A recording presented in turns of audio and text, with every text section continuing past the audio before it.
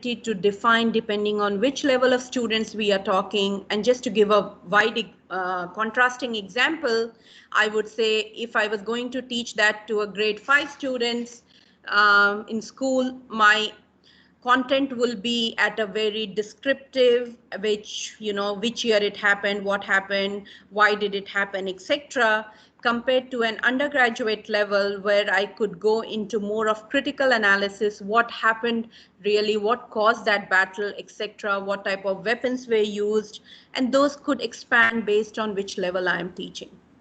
And that's the difference between outcome-based education and syllabus mode, that outcome tells you the thinking level at which you want your students to be working based on whichever level you are teaching.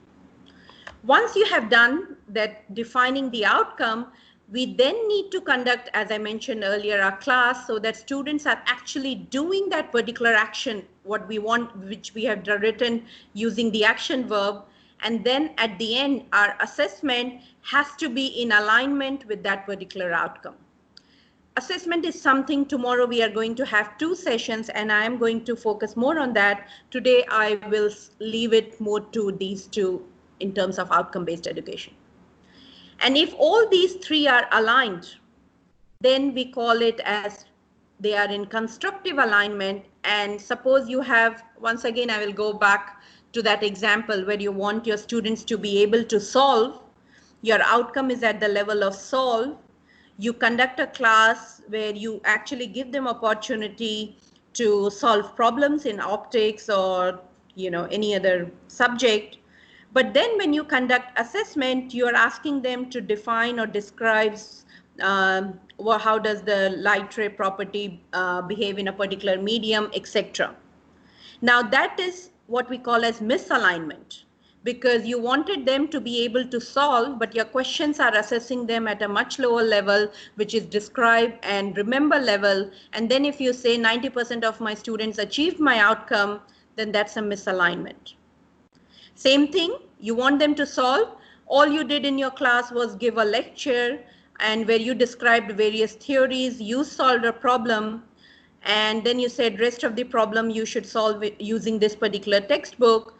Once again, there is a misalignment, because ideal alignment is you defining the outcome based on that action verb, students working in the class, and then you assessing in alignment with the level with which you want your students to achieve that outcome. And this is the difference between outcome-based education compared to a syllabus model. And the reason we are moving towards it, because every teacher, be it in the same field or same subject, etc., we do have our subjective bias in the way we teach based on our own strength, weakness, our own degrees, qualification, research background. But what we want our students to achieve is that minimum outcome for each subject, each session, and each program which we are defining. This was what exactly I explained, and this is called the principle of constructive alignment, which was given by Biggs and Tang in 1999. Now, before moving forward, I will take a pause, and I'm happy to take any questions or any clarification before I go ahead.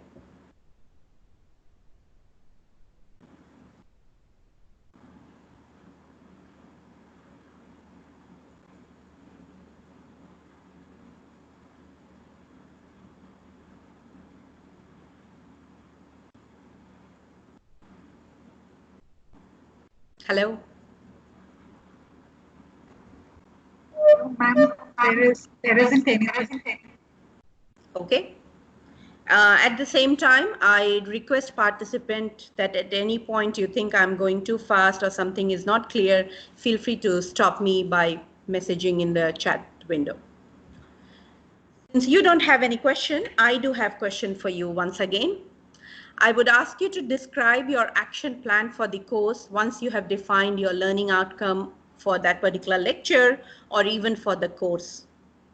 Now, somebody at the start did mention that we only write the learning outcome and there's nothing much we do in terms of we still follow the syllabus model. And I think that gentleman was from zoology.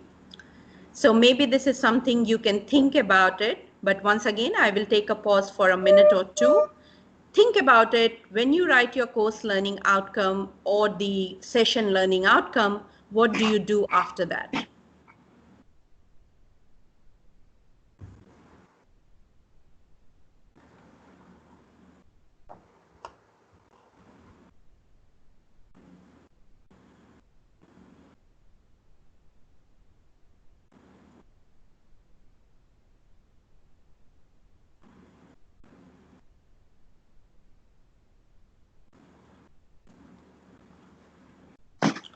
For this particular question, Manju ma'am, could we have audio on from one or two participant?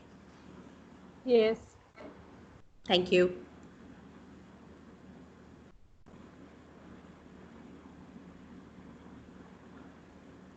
Ma'am, Manju has written structure the classes based on learning outcomes. Okay, so you do structure your class based on learning outcome. Could you give me one example, please? Manju? Yes. Yes. For example, if I am teaching, I am a physics teacher. Yep. So if I am teaching, for example, fiber optics, my learning outcome will be at the end of the class or at the end of the whole topic, the student will be able to fabricate a optical fiber based on the application to which it is to be proposed.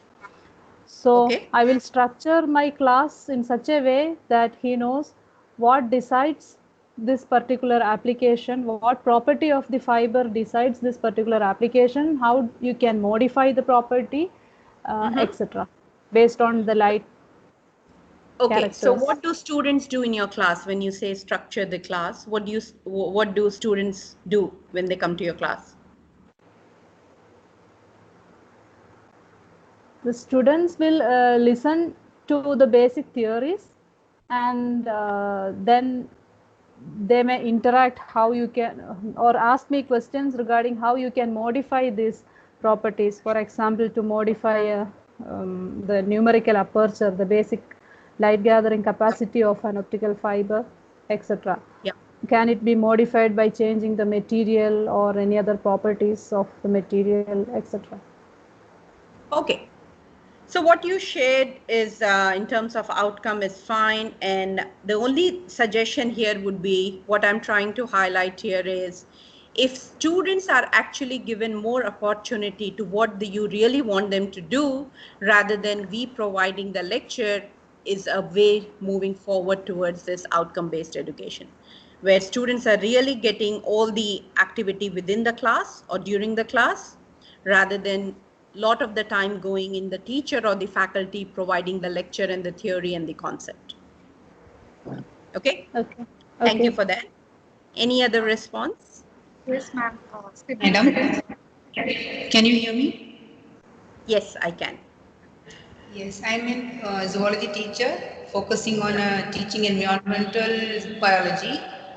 So to teach the students regarding this environmental degradation, the students will be, I have a preset plan in my syllabus, but I will instruct the students to conduct a survey on the biodiversity depletion in their area so that they can collect so many information data regarding this environmental degradation so that they can share that one with the other students in my class. Okay, and you do this quite often, ma'am? Yes, I used to give them survey topics like this.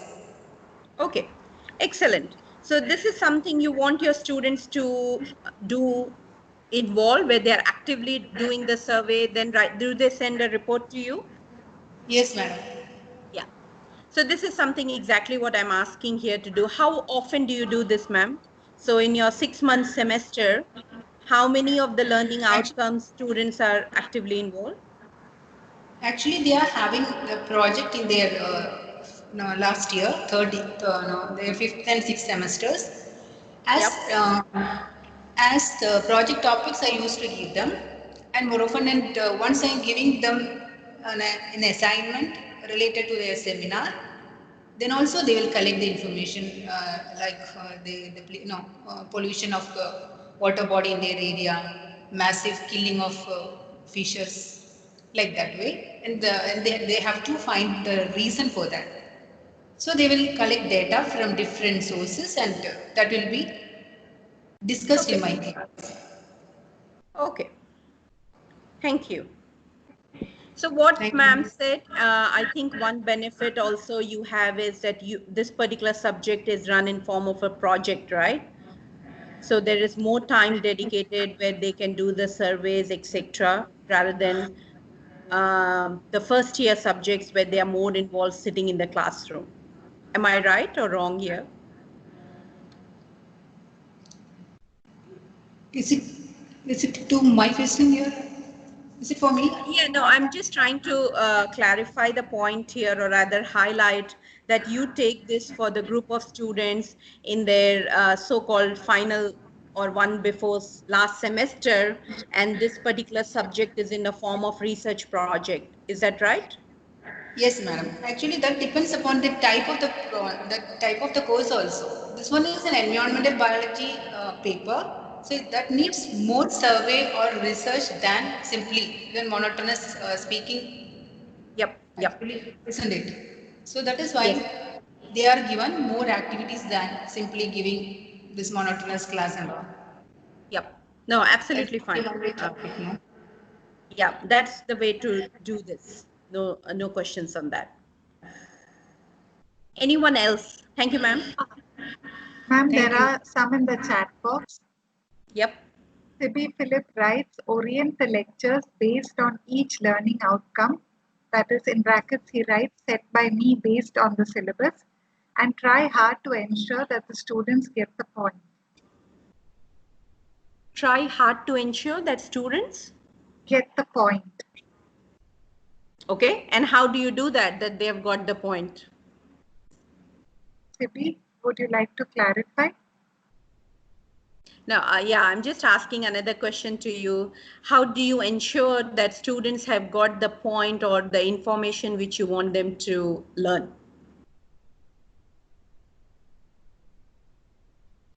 He'll probably respond, ma'am. I'll go to the next one. Yep. Dr. S. Mohan writes, assess the students whether they achieve the learning outcome by giving a case study.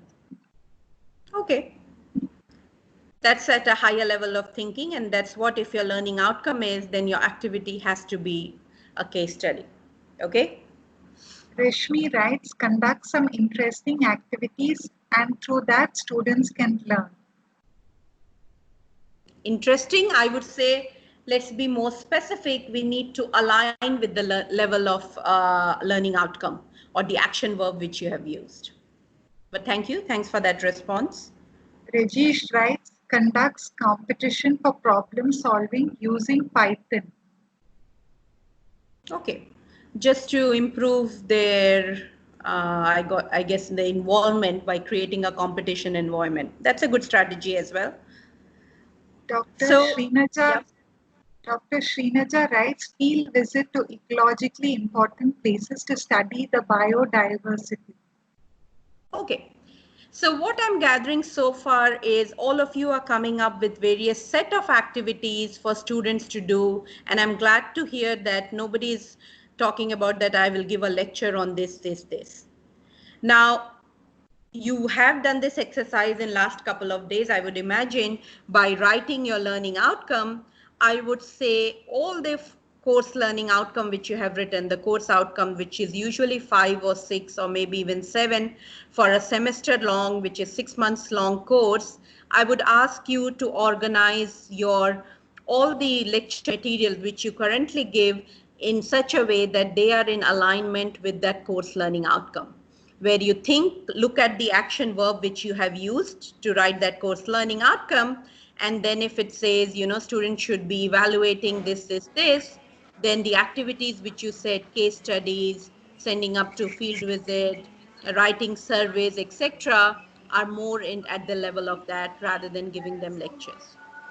So given that this is an online forum, I will not be able to go through all your learning outcomes, but this is my suggestion look at your course learning outcome and start putting, don't focus just on what all lecture I need to give for that particular topic, but focus on the action verb which you have used in that particular outcome, and see how you can change the class, the teaching learning activity, where students are actually involved and they are active learners. Now, what I had to say here is, to a larger extent, as a teacher, we strongly believe that when we conduct very good class with high quality content, students will learn. If we explain well, students should learn. And I'm not saying that's not how they learn all the time. They do. And if teachers explain well, students will learn. That's our understanding. That first and foremost, I need to explain all the topics which have been listed in that syllabus, or on that particular day, I have to tell them all the theories. And only once I tell them all the theories or the concepts, then the students will learn, and then they can solve problem, or then they can do the survey or the field visit or write the report. My one request is, in the new way of teaching learning, is let's come out of that mindset, and which few of you mentioned at the start and I didn't elaborate, is we are no more the content provider. Content is already there online. It's in different forms, YouTube videos, excellent research article, materials, whatnot. In each field you go and look for it, you will find a very good resource and the content. Gone are the days where the only resource or the content was available only in the library, and then hence there were too many books and students have to come to your classroom to get to know what all they need to read, what is in syllabus, what's not in the syllabus. So if we come out of that mindset that I don't have to explain everything what my students need to learn, but I have to make them think on that particular aspect and work towards it without me giving the entire explanation, my job is now no more just a content provider, but as a teacher, I have to play a role of facilitator, where I guide them in solving a particular problem or analyzing a particular situation or writing or critically appraising a particular paper, where my job is to just tell them, okay, what you're doing is not right. You should be looking at this. You should be doing that. That's where we promote active learning. And hence my last point on this slide says, students do not learn just because teachers has explained well, but they learn when they apply, analyze, evaluate, and create. And hopefully now you can see why we were focusing so much on that outcome and the level at which you want your students to be functioning or working, so that you can organize your class in such a way that they can achieve that outcome. So they are applying, they are analyzing, they are evaluating, and they are creating something new. And we have to come out of this mindset that we are the ones, only if we explain, we take the lecture, then only they can do it. Our job can be, we give only a little bit of information and let them think harder, work towards that outcome, what we want them to achieve. And you will notice that their learning will be more stronger, deeper, and also it's backed by research. Self-learning has much longer time. They can retain that information for much longer than when they are just listening to us in a passive way. They finish the exam and they forget what we taught them. And hence I said this is where we go back to that Bloom's taxonomy, which Dr. Prasad would have dealt in last few days, is you really focusing on that. And outcome-based education is all about defining these learning outcome based on the cognitive level, the action verb, and the verb which is measurable and observable. Before again I go to the next one, I'm happy to take any questions if you do have any.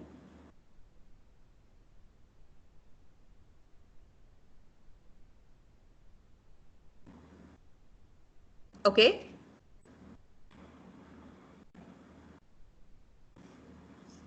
Should I assume there are no questions? There's nothing in the chat box, ma'am. Okay.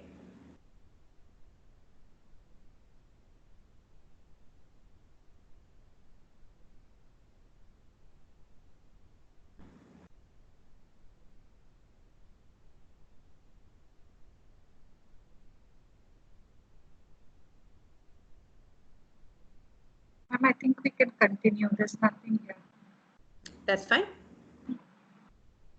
So once again, now going little bit away, little outside just about the subject or the course which you teach in your classroom, I would like you to think a little bit on a bigger picture and share how does this outcome-based education have modified the curriculum process in our higher education. So now you know that you are coming out of syllabus mode. You are trying to define the outcome for your course and your respective sessions. You are conducting activities in the class where students are allowed to achieve that outcome or they are given opportunity to achieve that outcome. Now, how all of this has impacted the entire curriculum. Once again, I will take a pause for a minute before we take your response.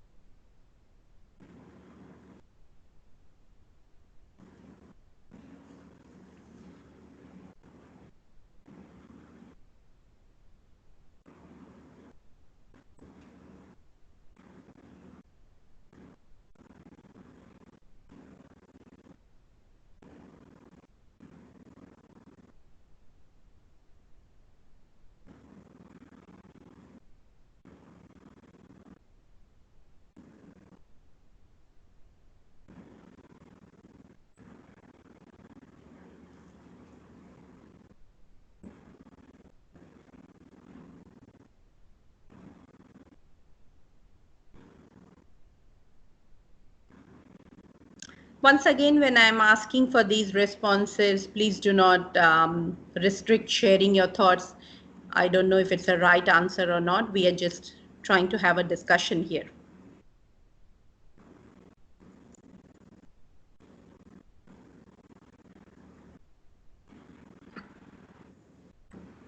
Ma'am, Anil Yes. George writes, makes the dynamics result-oriented and focused. Dynamics, result-oriented and focus, okay?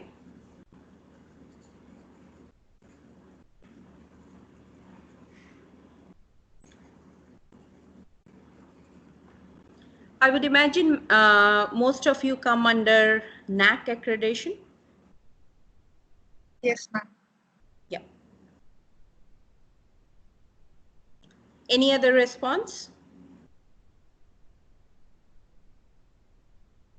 Dr. Ninamol Sebastian writes, OBE anticipates the outcomes and plans teaching learning process accordingly with a greater focus on the involvement of learners. Yep, we are learner-centered. Excellent.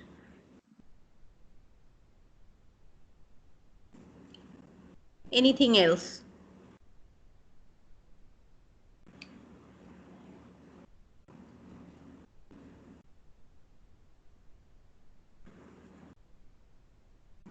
Okay. If not, yeah, all right. Shimcha writes, more application level and skill acquisition. Active sessions and application level, okay. Skill acquisition. Skill acquisition, okay. All right. Yes, ma'am, that's it. Yep. So I'll move forward. And as I said, this is something I'm taking you a little bit out of your classroom and asking you to go and see the bigger picture. Because at the times when you will look at your program outcomes from that particular program as defined through NAC process, it's important to understand how all of this is affecting on the bigger platform rather than just at your particular subject or in your particular classroom. So when it comes to the curriculum process, and again, few of you might be involved in this process at this stage, or most of you might not be involved in this process, as I would imagine. But if you look at this curriculum process, the first thing which happens is there's a design design and planning of the curriculum. Then you develop then implementation of the curriculum, and then you assess if that curriculum has worked or not. Once again, this outcome-based education, that curriculum is equally important because you then need to quantify and say what has worked, what has not worked. Now, when we talk about designing and planning of curriculum, what you would notice, and I want you to acknowledge that the way higher education is evolving, now when we design a curriculum, it is quite a lot, there's a lot of influence of social and economic challenges in your university or the college where this curriculum is being designed. As one of your participants pointed, the major change has happened is the pedagogical shift is from teaching to learning-centered approaches. And as a lot of you have discussed this in last 1 hour, now when you design the curriculum, we are looking at graduates who would be work ready, they should be interdisciplinary, and as you spoke about e-learning, online platform, they need to be competent in educational technologies as well. Now, this is something we wouldn't imagine in a curriculum 20 years ago. This is becoming more popular, and hence all our teaching learning practice also needs to be modified based on this particular plan of the curriculum. Once the planning is done, the next stage is how do we develop? And this would vary from institute to institute, their philosophy, their vision and mission, and also whether that institute is dealing with graduate, postgraduate level, or both. We then have, once we define the curriculum, which is the learning outcomes at the curriculum level are, or the program level are much broader.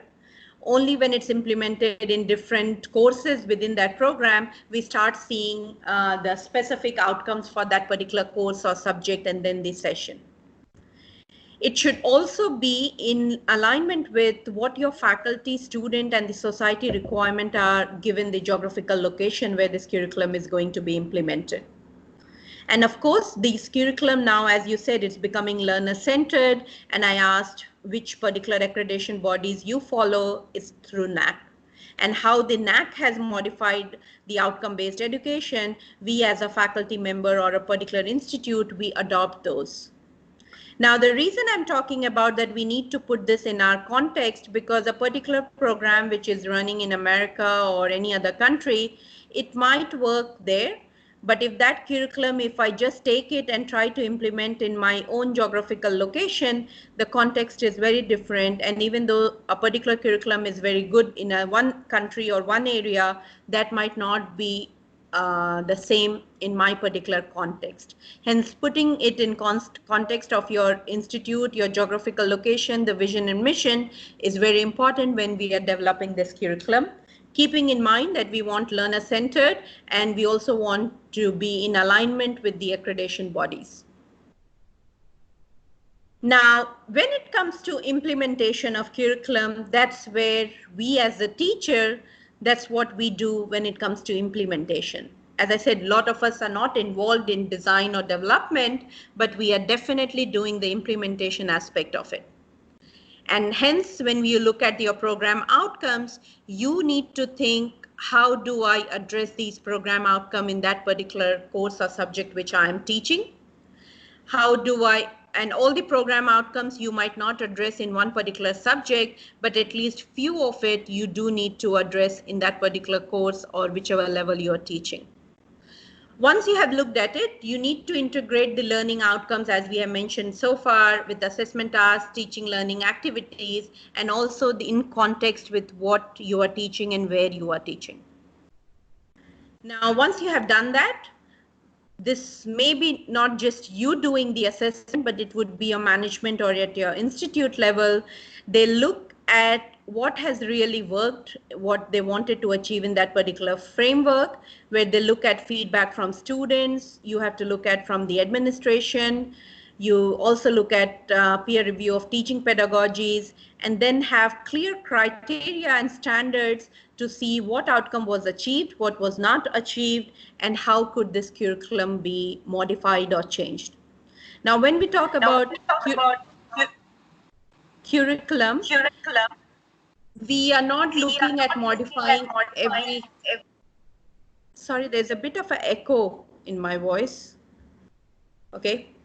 So we are not looking at modifying it at every semester level. Curriculum is much more at a bigger picture, as I said, and much larger level. So usually we do assessment, even though we are doing it every semester, but before we make the decision to modify a curriculum, we are looking at 5 years or above, because you want to see if those graduates' outcome has been achieved or not, where are your students taking jobs, etc., how are they doing in terms of skills, professional attributes, and whatnot, before we actually change or modify a curriculum. So this process of designing, development, then you do the implementation as a teacher, then there is an assessment process, and this whole, based on the assessment result, we again go back and see what needs to be modified. Are we achieving the broader outcomes or the goals which the institute or college has? And then we start working again in this direction. Now, outcome-based education, and especially if we are talking at NAC, would help you do all of this process. So hence I said, I'm taking you out a little bit from your classroom. Start looking at NAC's program level outcomes. Then you think about defining your course level outcome. You then think about the lectures or the topics which you are conducting in your particular course. How do you define the learning outcome at every individual session? And then the same principle of constructive alignment has to be followed to ensure that your session outcomes, your course outcome, as well as your program outcomes are achieved. And you should have clear assessment mechanism to measure that. This is the last activity for the day, and I would like to hear few thoughts from you. If not, we will sort of continue this for tomorrow's session. And what I would like you to do, and even though you have done this in last 2 days, I want you to write one learning outcome from your course. Use this principle of constructive alignment and tell me how would you design your class as well as assessment plan to achieve this outcome-based education. Once again, I will give you a couple of minutes. If few of you can share your thoughts, that will be great. Ma'am, in the previous activity that you had given, some more responses had come for that, but you Sure. had already started. So Tina T. Elizabeth writes, students get a more clear picture regarding the course outcome and they can assess whether they have achieved it. Yes, but more than students assessing, it's our job to ensure that we design assessment. And again, as I said, assessment I'm not elaborating today because tomorrow we have 2 sessions. So we have to conduct assessment in such a robust way, which is in clear alignment with the outcome which we want them to achieve, so we can tell whether they have achieved that outcome or not. And Anupama writes, learners should be empowered for achieving the outcomes. Yes, you make them independent. You make them independent learners, self-learner. And if that's the skill you can provide them with, then that's actually the skill they need, because any discipline which they move on in future or change their discipline, if they learn how to learn, they will excel in whichever area or field they go ahead. So yes, that's what we are. I hope that's what you are also referring to in terms of empowering the students. Smita Joseph writes, ma'am, we are just about to begin OBE. Mm-hmm. You're about to begin OBE. Yes, okay, right. So if you're just about to begin OBE, if you need some clarification, I'm happy to answer, but yeah, I would require more information on that. Chinju Rose writes, helps to focus more on the practical aspects. Okay. She wants to focus on more of the practical aspect. No, she says OBE helps to focus more on the practical aspects. Yes. It does on the practical, but we also need a balance of the knowledge component, the skills component, and I think that's what you're referring as practical aspect, and all of that needs to be in balance along with the professional attributes. Okay. And Sarita PK writes, students are studying more theory papers, but they don't know how to apply and so need application level aspects. Yes, yes.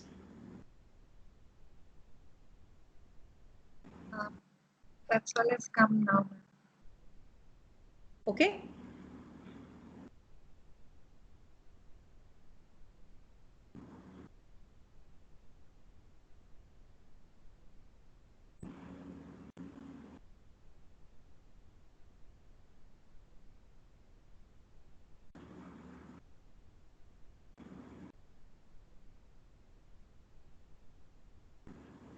So if anyone can share one learning outcome from your course and plan of how you would conduct the class, as well as what type of assessment would you do?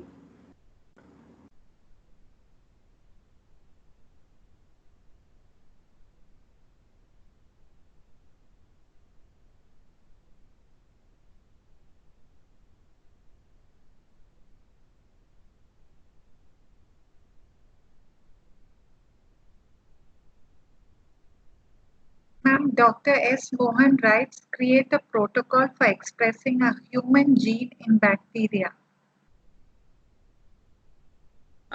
Sorry, say that. Create a protocol. For expressing a human gene in bacteria. Okay. How will you conduct the class? Mohan sir, would you like to unmute?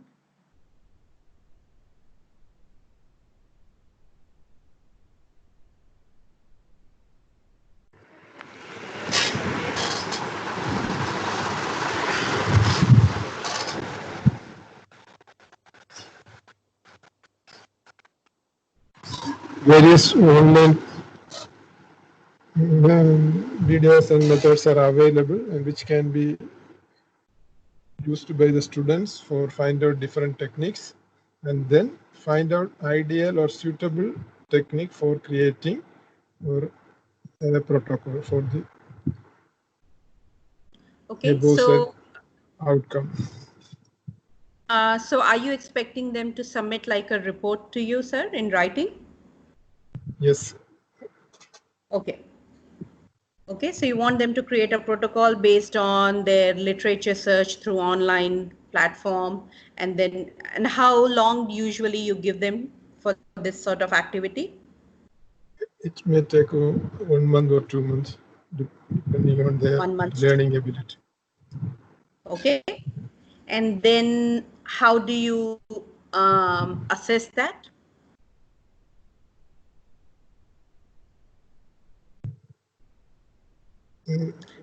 Yeah. Again, conducting exams by giving a case study like what about changing or creating a human protein, specific Okay, so protein. you give like a test. Yeah. Okay. So I'm looking at the time as well. What my suggestion here would be, what your plan in terms of your outcome and what you are asking them to do is perfectly fine.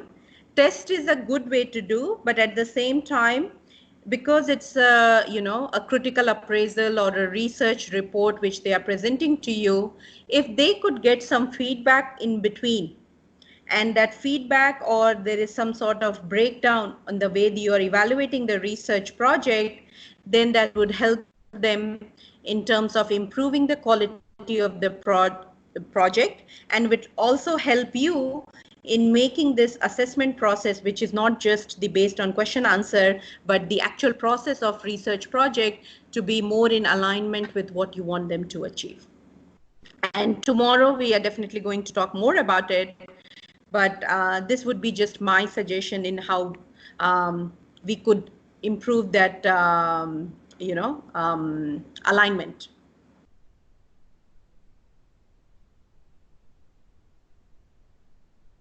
Any other faculty member who wants to share their thoughts, please?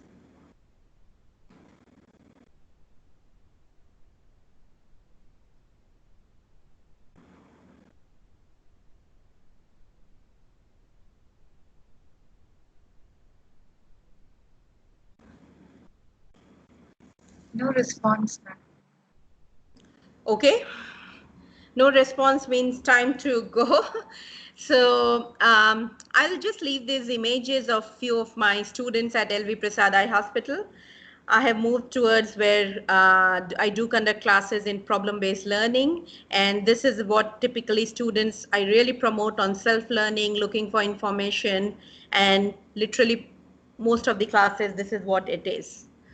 These are just the images where they are also doing assessment in a group activity, and this is something leads me to tomorrow's talk as how do we modify our assessment patterns so that we can move more towards learner center, where learner center is not just restricted to conducting classes where they are working in groups, but also conducting assessments and making more robust assessment plans so that we can quantify and tell what percentage of students are achieving the outcome which we started with or we aimed with, and how we can modify this particular process.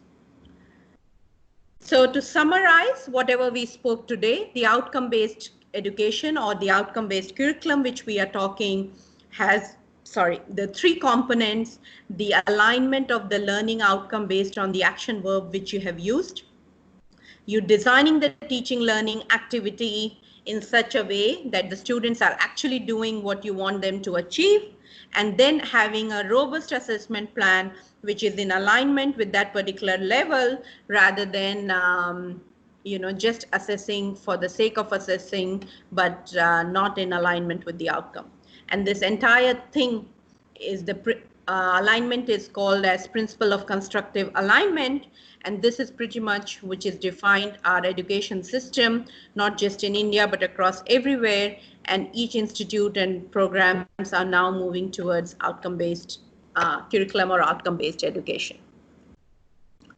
With this, I would like to thank all of you, and I'm happy to take any questions before we can wrap it up.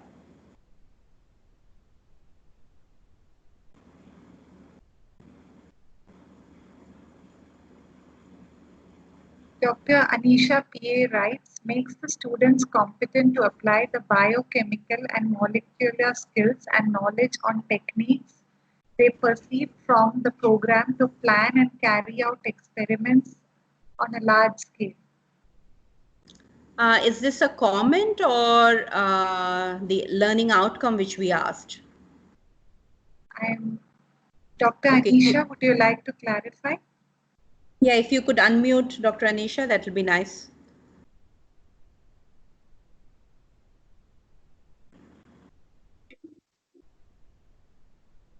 Hello, ma'am. Hi. Pardon, I didn't hear your query. Sorry? What was your query, ma'am? No, the statement which Manju ma'am just read. So is that your learning outcome or you're commenting that the student should be competent? Actually, what we expect is after studying this program or the course, the students must be competent enough to execute their knowledge in various ways, especially whereas we are mainly focusing on industrial applications or application of the subject. So I am actually a biochemistry teacher. Yes. So the students must be able to apply their skills. They must be competent enough to apply their skills and knowledge in various aspects. Yeah. Yeah. So I think what you're trying to highlight that at the end of this outcome-based education, we want to establish particular competency level, and that competency has to be in the knowledge component, the skills component, as well as the professional attributes. Yes, ma'am. Yes. And that's for everyone. That's a good way to conclude this. Okay, sorry, I'm having an echo again.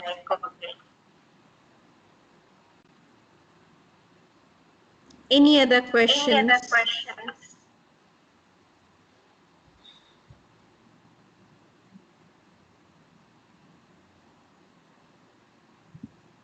Ma'am, there's nothing in the chat box. All right. So, okay, ma'am, just before you wind up, yeah. Dr. Srinaja writes, make inference and find evidence to support that. Sorry, ma'am, there's a echo. Hello. Dr. Sheenaja says, make inference and find evidence to support that. Who has to make inference? Dr. Sheenaja, please clarify.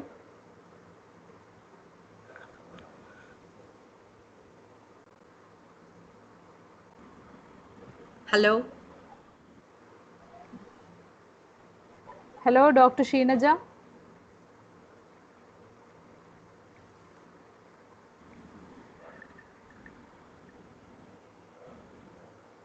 Hello, Dr. Sheenaja, please unmute yourself.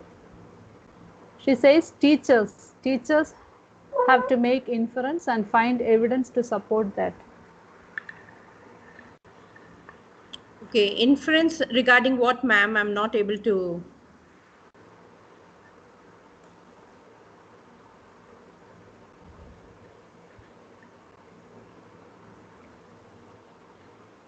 Dr. Sheenaja, please clarify yourself.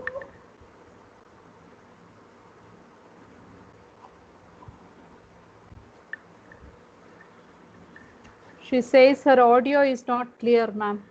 Okay, that's all right. Feel free to send me an email, and we can take it forward tomorrow.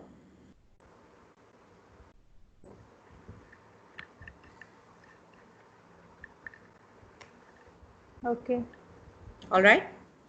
Is there any other question, dear participants? Is there any other questions?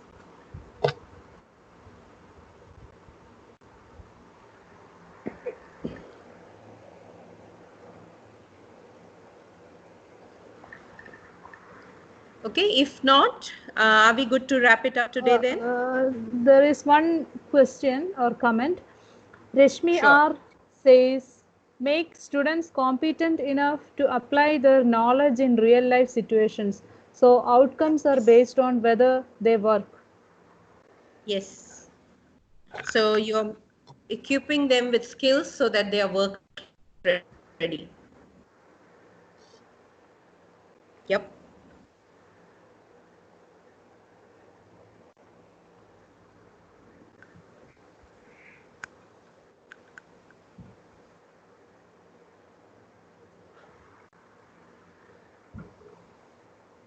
I think that's all, ma'am. Okay. Thank you all for your time and attention, and I will see you tomorrow morning at 10. Dr. Biju Thomas, please.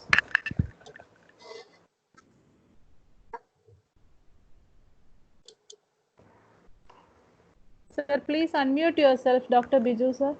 Please unmute.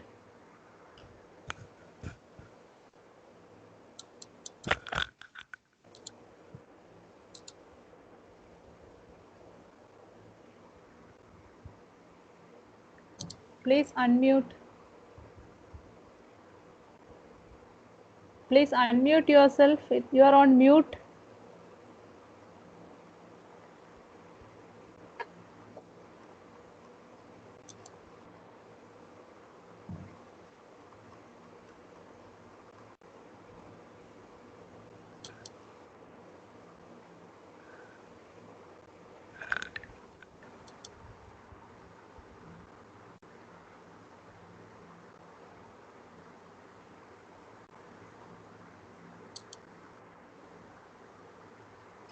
Excuse me, ma'am. He's having some problem.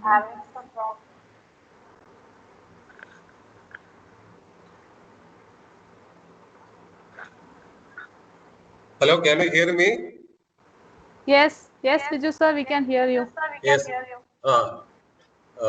Respected Professor Richa, Varma, and our most valued participants, it is my privilege to propose the vote of thanks on this occasion. We had a wonderful session on outcome-based education. The topic is quite apt at a time when UGC has made it mandatory for us to follow the system of outcome-based education. I must mention our deep sense of appreciation for Professor Richa Varma for sharing with us some of the best ingredients for outcome-based education. Richa ma'am, we are all inspired by your great words and have benefited a lot. So on behalf of IQSC Sri Shankara College Kaladi and all participants of this webinar, I take this opportunity to extend my sincere gratitude to Professor Richa Varma. Thank you, ma'am. Thank you. Thank you, sir. Thanks to all of you, and looking forward to have another interactive session tomorrow morning. Thank you, ma'am. See you Thank you. tomorrow. See you tomorrow. Bye. Bye.